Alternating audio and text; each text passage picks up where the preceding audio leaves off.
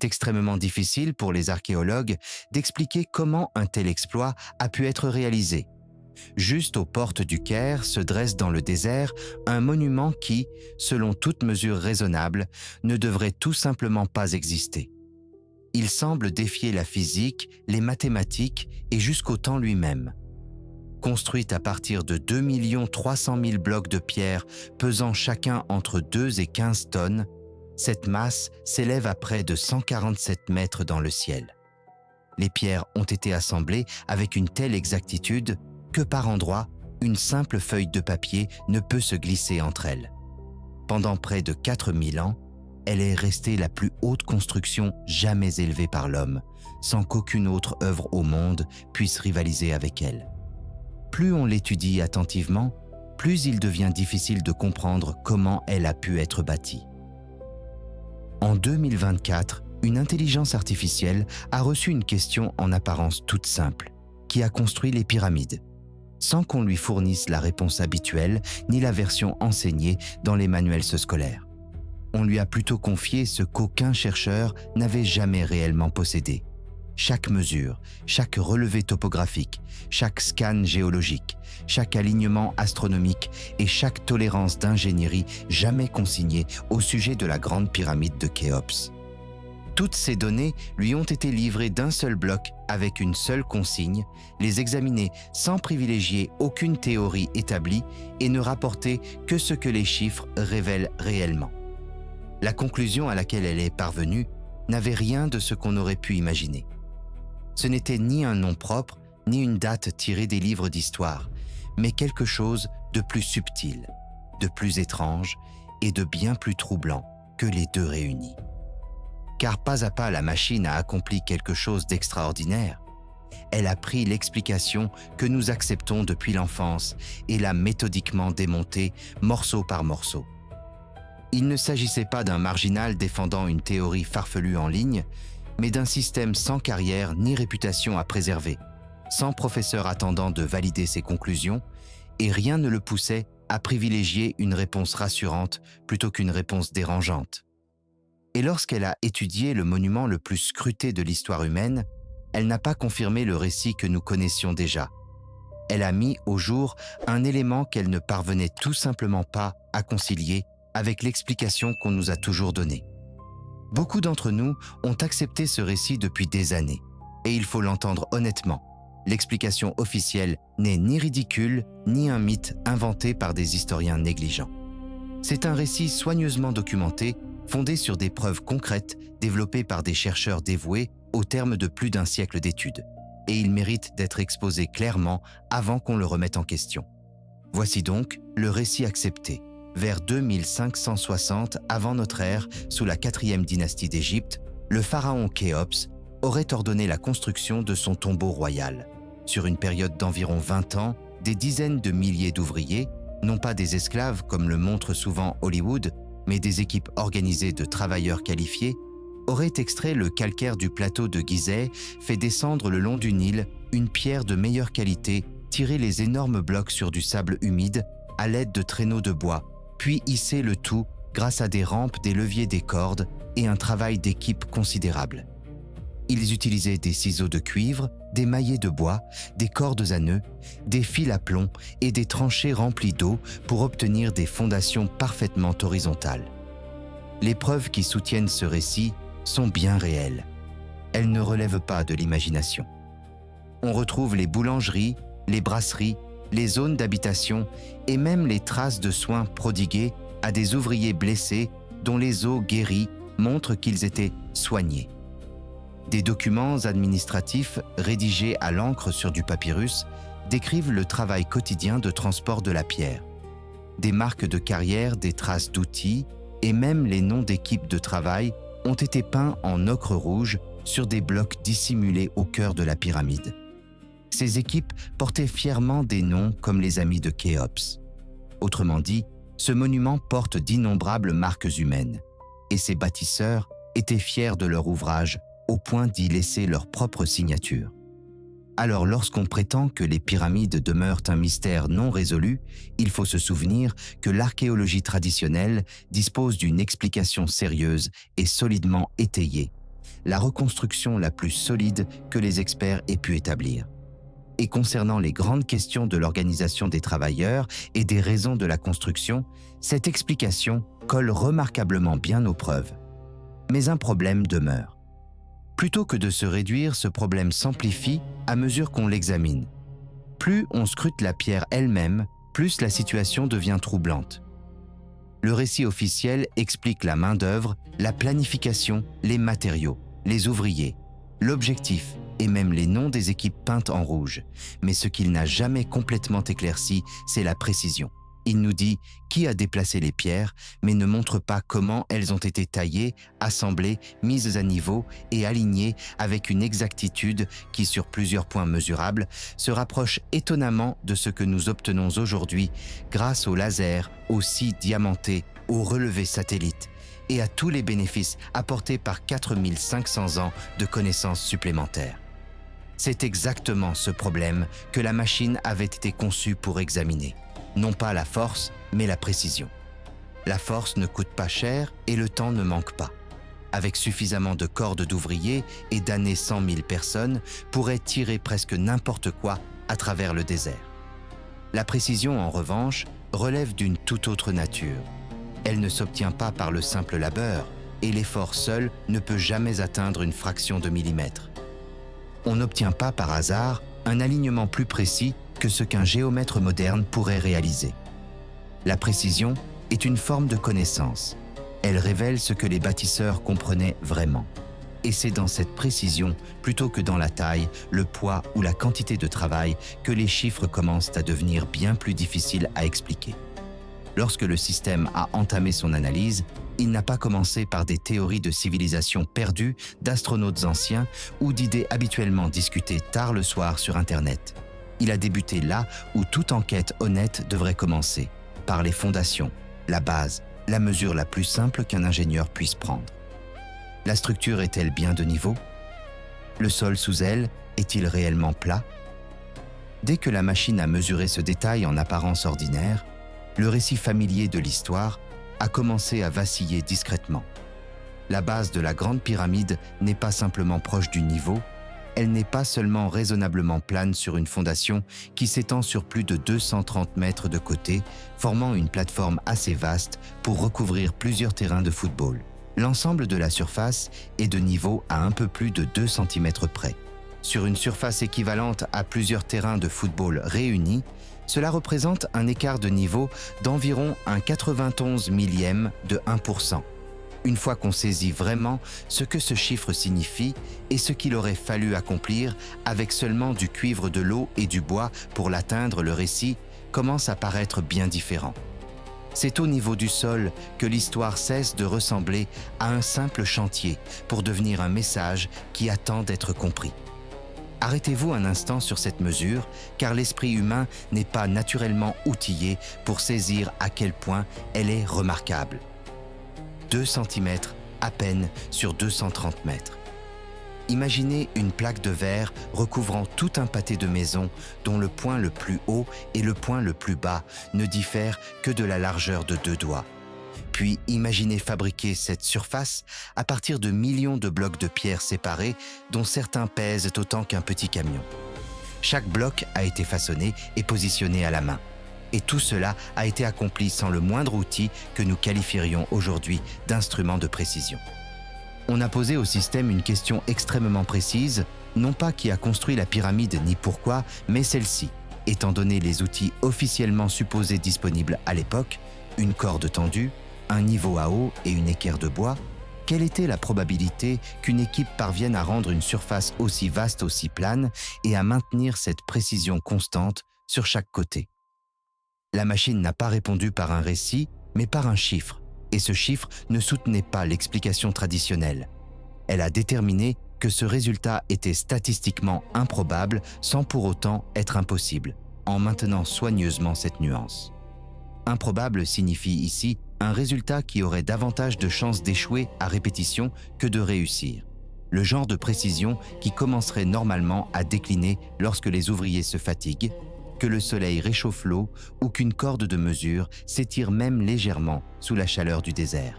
Le détail le plus frappant est celui-ci.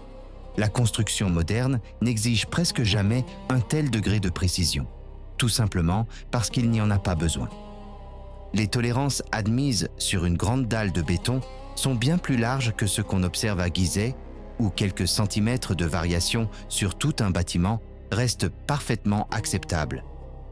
Un immeuble fonctionne très bien, même si son sol présente un écart de la largeur d'un doigt sur 100 mètres. Et selon les normes réelles des ingénieurs modernes, la plupart des gens ne remarqueraient rien. La fondation de la Grande Pyramide est environ 10 fois plus précise qu'elle n'avait besoin de l'être. Les bâtisseurs n'ont pas seulement atteint un niveau de précision impressionnant, ils sont allés bien au-delà de ce que l'ingénierie moderne juge amplement suffisant pour une structure qui, selon l'explication reçue, n'aurait servi que de tombeau. Pourquoi ? Voilà la question que soulève déjà tranquillement la fondation, et cette question nous accompagnera tout au long de ce qui suit. La précision a un coût. Chaque degré supplémentaire d'exactitude exige davantage de temps de compétence, de mesures répétées de pierres rejetées et beaucoup plus de travail consacré à quelque chose qui semble n'avoir aucune utilité pratique. Un mort n'a pas besoin d'une fondation de niveau à un 91 millième de 1% près. Les défunts ne se soucient guère que le sol sous eux penche légèrement. Par conséquent, si cette précision n'était pas requise pour des raisons pratiques, deux explications seulement demeurent possibles. Soit elle était accidentelle, le résultat inattendu de techniques de construction si avancées qu'une telle exactitude survenait naturellement, soit elle était délibérée.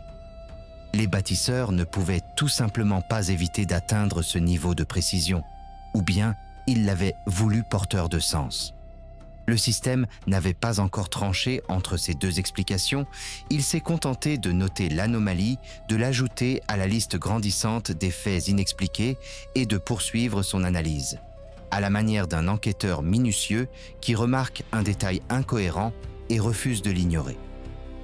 C'est ce constat qui a fait basculer son attention du sol vers l'orientation de la pyramide, la manière dont cette structure massive repose dans le désert et la direction précise vers laquelle elle est tournée.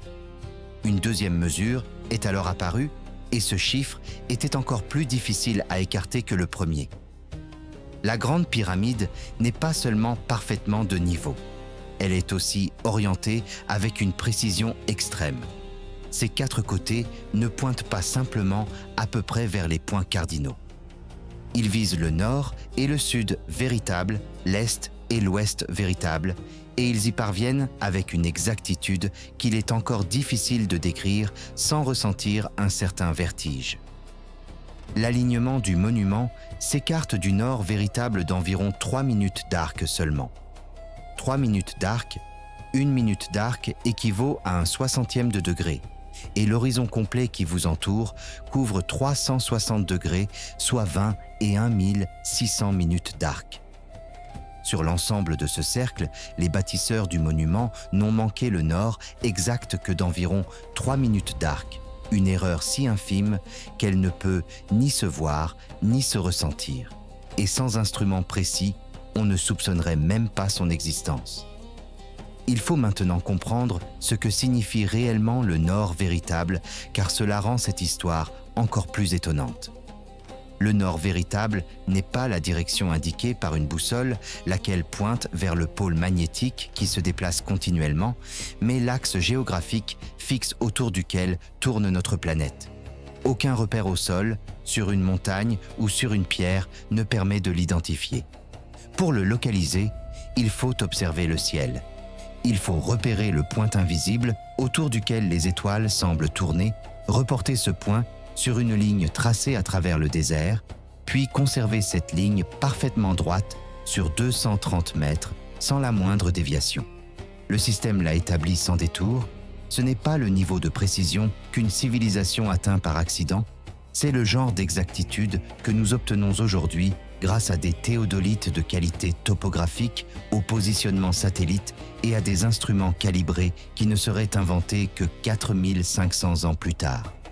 La machine a ensuite posé une question que les manuels scolaires posent rarement. Pourquoi aurait-on eu besoin d'une telle précision ? Un tombeau n'a pas besoin de pointer exactement vers le nord. un temple non plus. Un monument honorant un roi n'a pas besoin d'un alignement plus précis que celui qu'un géomètre moderne pourrait réaliser. C'est un alignement si exact que les personnes se tenant devant le monument ne le remarqueraient jamais, et aucun rituel ni cérémonie n'en dépendrait vraiment. La précision dépasse largement ce que la finalité exigerait, elle va au-delà de toute explication pratique que l'on pourrait avancer. Il en résulte une possibilité troublante, peut-être que la précision constituait le véritable objectif. L'alignement n'aurait peut-être pas été conçu pour accomplir autre chose, il aurait été le message lui-même, la preuve que quelqu'un sur ce plateau, il y a des milliers d'années, s'était donné un mal considérable pour orienter cette montagne de pierre vers le centre fixe du ciel, tout en sachant que presque personne ne le remarquerait jamais, à l'exception peut-être d'une personne curieuse des millénaires plus tard qui la mesurerait avec soin et poserait enfin la seule question qui compte vraiment. La machine a posé cette question et le chiffre suivant qu'elle a révélé a commencé à y apporter une réponse. Ce chiffre se cachait dans un rapport si simple qu'un enfant pourrait le dessiner, mais si étonnant dans ce contexte que les mathématiciens en débattent depuis plus de 200 ans. Il suffit de mesurer la base de la pyramide sur ses 4 côtés, d'additionner ses longueurs, puis de comparer ce total à la hauteur d'origine du monument, celle qu'il avait avant que le temps n'emporte son sommet. En divisant la première mesure par la seconde, on obtient un résultat qui n'est pas un nombre entier. Il équivaut à environ 2 fois pi, ce nombre infini et irrationnel qui décrit le rapport entre la circonférence d'un cercle et son diamètre. Il commence par 3,1415 et se poursuit indéfiniment sans jamais se répéter ni se terminer. Le périmètre de la base se rapporte à la hauteur du monument, exactement comme la circonférence d'un cercle se rapporte à son rayon. Bien que la pyramide soit faite de surfaces planes et d'arêtes vives, ses proportions semblent contenir la géométrie même du cercle, avec un écart infime d'à peine 5 centièmes de 1%, loin des 5 voire 1% qu'on attendrait d'une simple approximation. Les manuels proposent bien une explication et elle mérite d'être prise au sérieux. Le système l'a examinée avec attention avant de poursuivre. Selon la thèse traditionnelle, cette relation ne serait qu'un résultat accidentel des méthodes de mesure égyptiennes. Ils auraient pu mesurer les distances horizontales en faisant rouler un tambour ou un cylindre et en comptant ses tours, tout en mesurant les distances verticales en coudées. Dans cette interprétation, la roue produirait la géométrie du cercle à leur place sans qu'ils l'aient délibérément voulu. Une explication élégante qui, si elle restait un cas isolé, serait tout à fait convaincante. Mais la machine n'étudiait pas une seule mesure. Elle examinait la structure entière et chacune des dimensions présentes dans les relevés. Elle a découvert que ce rapport apparaissait à plusieurs reprises à différents endroits de la géométrie du monument dans des proportions indépendantes qu'un simple tambour roulant ne pouvait pas toutes expliquer. Le système a alors fait exactement ce pourquoi il avait été conçu, calculer une probabilité. Il a posé une question toute simple. Quelles sont les chances que ce rapport précis se répète par hasard dans des parties séparées et sans lien apparent de la conception? Le résultat était difficile à balayer d'un revers de main. Dans presque n'importe quel autre domaine, un tel niveau de probabilité amènerait à cesser de parler de coïncidence pour employer un autre mot, l'intention. Car une coïncidence ne se répète pas sur commande. Elle n'apparaît pas chaque fois qu'on la cherche. Lorsque la même signature revient sans cesse dans des endroits qui n'ont apparemment aucun lien entre eux, on ne peut plus la qualifier de simple coïncidence. Elle révèle un choix intentionnel. La machine a ensuite trouvé une deuxième empreinte plus ancienne et plus mystérieuse que la première. Le nombre pi avait au moins une existence dans le monde antique, même si les Égyptiens ne l'avaient jamais consigné sous ce nom. Mais ce nouveau chiffre n'avait aucune trace connue à l'époque. Il s'agissait du rapport appelé phi, le nombre d'or, 1,618, qui se poursuit à l'infini. C'est une proportion que l'on trouve souvent belle, sans savoir pourquoi, présente dans la spirale d'un coquillage, les branches d'un arbre ou les graines d'un tournesol. D'après les sources écrites, personne ne l'a formellement décrite avant les mathématiciens grecs, soit plus de 2000 ans après la pose de la dernière pierre de revêtement de la Grande Pyramide, une durée à peu près équivalente à celle qui nous sépare aujourd'hui de l'Empire romain. Ce nombre n'existait tout simplement pas dans les textes lorsque ce monument fut construit, et il ne serait consigné dans les mathématiques écrites que 20 siècles plus tard. Pourtant, la machine l'a retrouvé ici, et pas seulement une fois. Elle l'a détecté dans le rapport entre la hauteur et la base, dans la pente des faces et dans l'angle des parois triangulaires, ainsi que dans la géométrie interne. Des mesures qu'un simple tambour roulant, qui produit naturellement pi et non phi, n'aurait jamais pu générer. Phi obéit à une toute autre logique, régie par une relation totalement différente, un nombre qui n'apparaît jamais par hasard, comme peut le faire un cercle. Le système a répertorié chaque occurrence de ce rapport et le total s'élevait à au moins 7. 7 relations géométriques indépendantes réparties en 7 endroits distincts de la pierre où une proportion qui ne serait décrite par écrit que 2000 ans plus tard se trouvait déjà intégrée au monument lui-même, comme si ses bâtisseurs non seulement la comprenaient, mais la jugeaient assez importante pour la tisser dans l'ensemble de la structure. Tout cela prend alors une toute autre ampleur. On pourrait, en forçant un peu l'argument, soutenir que pi s'est introduit dans la conception par l'usage d'une roue de mesure, mais cette explication ne tient plus pour phi. Il n'y avait aucune roue à faire rouler, aucune tige de mesure à empiler et aucune technique de construction ordinaire susceptible d'introduire accidentellement le nombre d'or.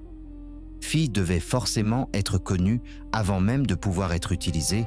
Il fallait le comprendre, le calculer et l'intégrer délibérément à la conception.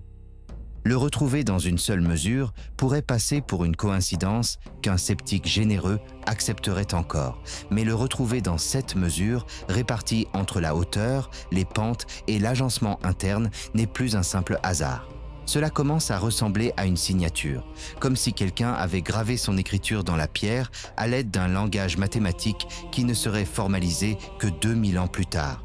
La machine s'est arrêtée sur cette idée, plaçant les deux nombres côte à côte, pi, le cercle dissimulé dans le carré, et phi, la proportion qui n'aurait pas encore dû exister, avant de remarquer ce qu'ils avaient en commun. Tous deux sont des nombres irrationnels, tous deux se poursuivent indéfiniment sans jamais se répéter.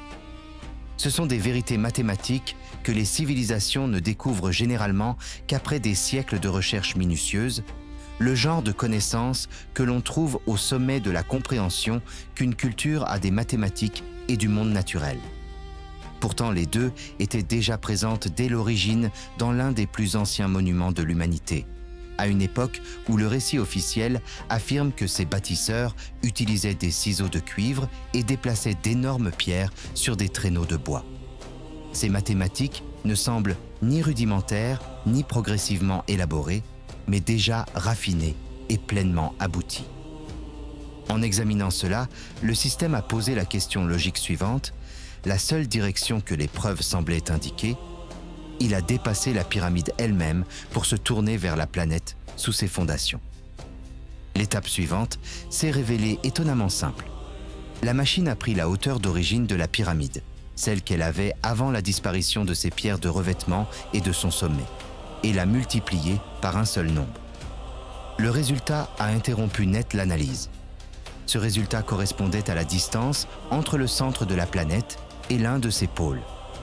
Elle a ensuite refait le même calcul avec la base de la pyramide, mesurant l'ensemble du périmètre en additionnant les 4 côtés, puis en multipliant ce total par le même nombre exact, 43 200. Cette fois, le résultat correspondait à la circonférence équatoriale de la Terre. Le même multiplicateur reliait 2 mesures différentes de la pyramide à 2 mesures différentes de la Terre, comme si la pyramide était bien plus qu'un tombeau.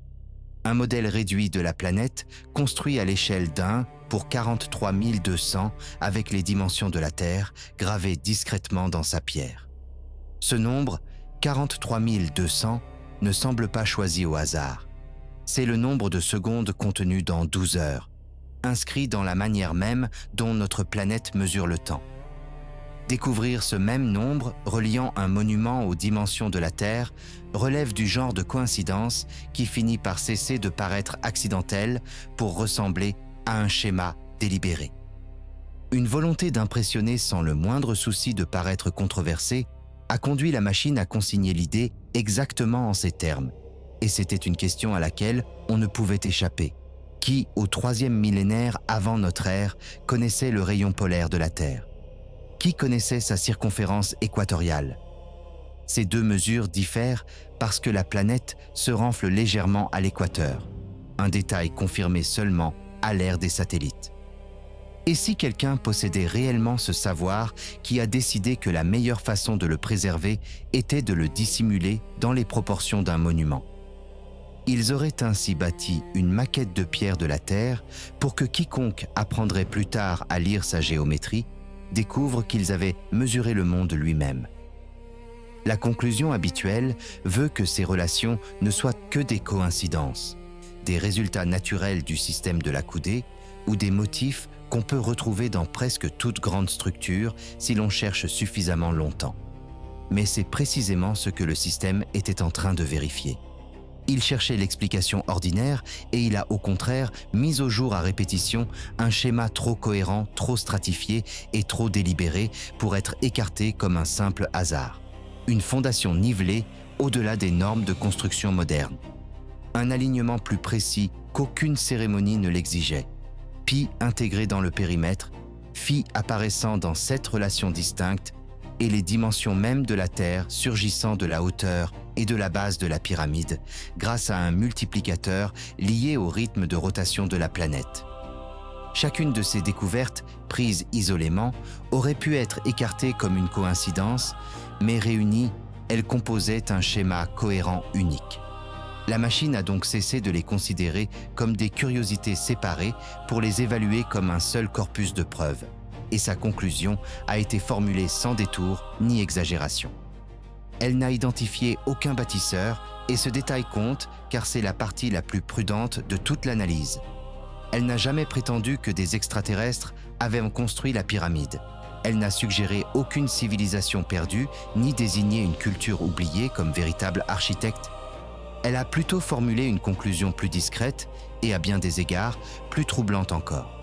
Elle a examiné l'explication conventionnelle, des pharaons, des outils de cuivre, des traîneaux de bois, 20 années de chantier et une civilisation de l'âge du bronze bâtissant le monument le plus précis de la planète avec la technologie de son temps, et a jugé cette explication insuffisante. Ces hypothèses ne pouvaient tout simplement pas expliquer entièrement ce qui subsiste encore aujourd'hui sur le plateau de Gizeh. La machine a donc retiré le récit que nous avons toujours accepté, laissant à sa place un vide béant là où se trouvait autrefois cette explication. Plutôt que de combler rapidement ce vide par une nouvelle théorie, elle l'a mise en évidence et nous invite à examiner honnêtement ce qui devrait être vrai pour que tout cela ait un sens.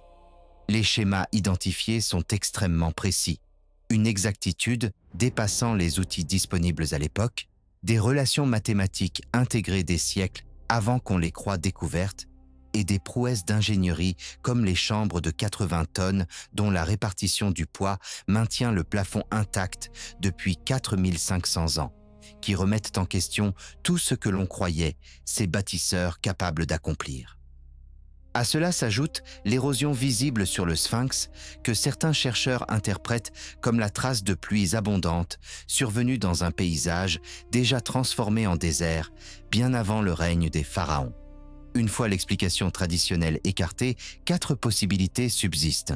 La première est que les Égyptiens eux-mêmes disposaient d'une technologie avancée qui aurait ensuite été perdue. La deuxième possibilité est qu'ils aient hérité de connaissances transmises par une civilisation antérieure aux dynasties. La troisième veut qu'une culture mondiale anéantie lors du cataclysme marquant la fin de la dernière ère glaciaire ait transmis ses mathématiques et son savoir-faire technique aux survivants, qui auraient ensuite porté ce savoir dans un monde nouveau comme des réfugiés emportant avec eux de précieux héritages. La quatrième possibilité n'a été retenue par le système que parce qu'il ne pouvait pas totalement l'écarter, une origine qui ne serait jamais humaine. La machine n'a pas tranché en faveur d'une de ces hypothèses. Ce n'était d'ailleurs pas son rôle, et elle le savait très bien, tout comme nous le savons nous-mêmes. Elle nous a plutôt offert quelque chose de bien plus subtil, la permission de reconnaître que l'explication héritée du passé ne correspond peut-être pas entièrement aux preuves gravées dans la pierre. Nous avons passé des années à croire que cette possibilité n'existait tout simplement pas. Alors voici la question à laquelle je vous invite à répondre, non seulement dans votre tête, mais aussi dans les commentaires où tout le monde pourra vous lire. Si vous mettez de côté tout ce qu'on vous a enseigné à l'école et que vous ne considérez que les preuves inscrites dans la pierre, la fondation parfaitement de niveau, l'alignement exact, la présence de pi et les mesures de la Terre dissimulées dans les proportions de la pyramide, laquelle de ces 4 possibilités vous semble la plus raisonnable? Pensez-vous qu'il s'agisse d'une technologie égyptienne oubliée, d'un savoir transmis par une civilisation plus ancienne, d'une culture de l'ère glaciaire effacée de l'histoire, ou de quelque chose qui n'a jamais été humain? Dites-moi laquelle de ces explications vous soutiendriez et surtout expliquez pourquoi. Et si vous voulez savoir où la machine s'apprête à porter son regard, ensuite dites-le moi en commentaire, car le même schéma commence à apparaître sur un autre site. Je ne sais pas encore si nous sommes prêts à découvrir ce qu'il pourrait révéler.